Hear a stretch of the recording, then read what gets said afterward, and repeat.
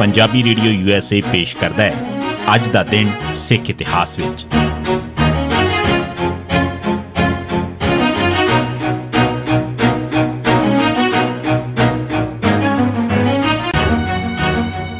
सिख इतिहास दीआं घटनावां 6 अक्तूबर का दिन 1506 बाबा बुढ़ा जी का जन्म होया। बाबा बुढ़ा जी का जन्म 6 अक्तूबर 1506 के दिन सुग्गा रंधावा के घर कत्थू नंगल जिला अमृतसर विच होया। 1518 विच 12 साल की उम्र विच उन्हां दा परिवार सिੱਖੀ विच शामिल होया। बाबा बुढ़ा जी नूं 5 गुरु साहिबान दूजे तो 6वें तक की गुरगद्दी की रस्म वेले अरदास करन दा माण हासिल होया।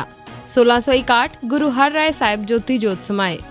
7वें गुरु हर राय साहिब ने 6 अक्तूबर 1661 के दिन अपने छोटे बेटे गुरु हरकृष्ण साहिब नूं गुरगद्दी सौंप दित्ती ते आप कीरतपुर साहिब विच ज्योति जोत समा गए। गुरु हर राय साहिब ने 17 साल 7 महीने ते 3 दिन गुरगद्दी की सेवा की। 1708 गुरु ग्रंथ साहिब नूं गुरगद्दी दित्ती गई। 5 अक्तूबर 1708 की शाम नूं जमशेद खान पठान ने गुरु गोबिंद सिंह साहिब दे सुत्तियां उन्हां उत्ते हमला कर दिता ते जमतार कटार दे 3 वार करके बुरी तरह जख्मी कर दिता। गुरु साहिब इन्हां जख्मां दी ताब ना चलदे होए तड़के वेले ज्योति जोत समा गए। ज्योति जोत समाउण तो पहलां गुरु साहिब ने गुरु ग्रंथ साहिब नूं गुरुता सौंप दित्ती।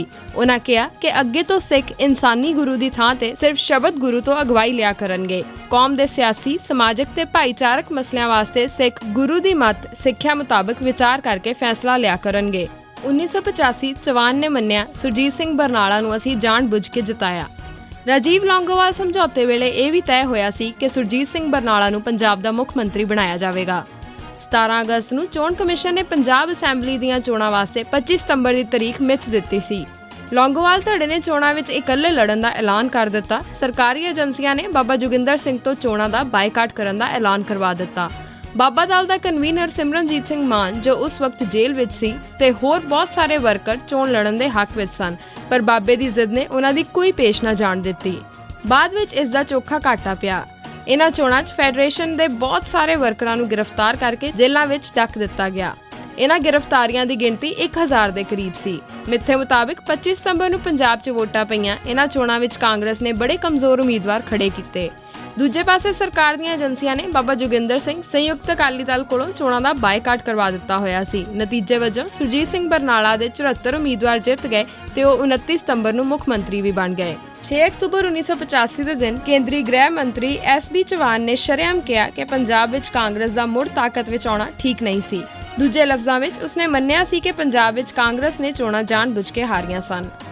1987 ਪੰਥਕ ਕਮੇਟੀ ਦੇ ਗੁਰਦੇਵ ਸਿੰਘ ਉਸਮਾਨਵਾਲਾ ਨੂੰ ਝੂਠੇ ਮੁਕਾਬਲੇ ਵਿੱਚ ਮਾਰਿਆ। 6 ਅਕਤੂਬਰ 1987 ਦੇ ਦਿਨ ਪੁਲਿਸ ਨੇ ਭਾਈ ਗੁਰਦੇਵ ਸਿੰਘ ਉਸਮਾਨਵਾਲਾ ਮੈਂਬਰ ਪੰਥਕ ਕਮੇਟੀ ਨੂੰ ਝੂਠੇ ਮੁਕਾਬਲੇ ਵਿੱਚ ਮਾਰ ਦਿੱਤਾ। ਅਰੁਣ ਸਿੰਘ ਕਈ ਦਿਨਾਂ ਤੋਂ ਪੁਲਿਸ ਦੀ ਹਿਰਾਸਤ ਵਿੱਚ ਸੀ। ਉਸ ਉੱਤੇ ਬੇਹੱਦ ਤਸ਼ੱਦਦ ਕੀਤੀ ਗਈ ਸੀ। ਲੋਹੇ ਦਾ ਇੱਕ ਤਪਦਾ ਸਰੀਆ ਉਸ ਦੇ ਢਿੱਡ ਵਿੱਚ ਆਰ-ਪਾਰ ਕਰ ਦਿੱਤਾ ਗਿਆ ਸੀ। ਇਹ ਸੀ ਸਿੱਖ ਇਤਿਹਾਸ ਦੀਆਂ ਘਟਨਾਵਾਂ 'ਚ 6 ਅਕਤੂਬਰ ਦਾ ਦਿਨ। ਸੁਣਦੇ ਰਹੋ ਪੰਜਾਬੀ ਰੇਡੀਓ USA।